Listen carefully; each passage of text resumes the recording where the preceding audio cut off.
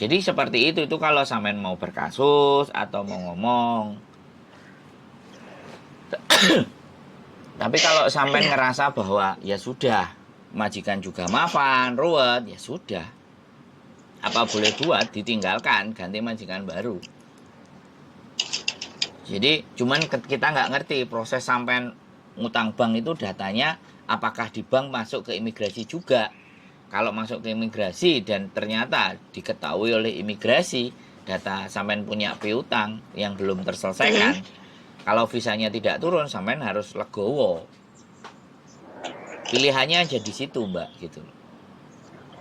Oke, dari apa yang saya sampaikan, saya bertanya dulu, sampean bisa memahami nggak?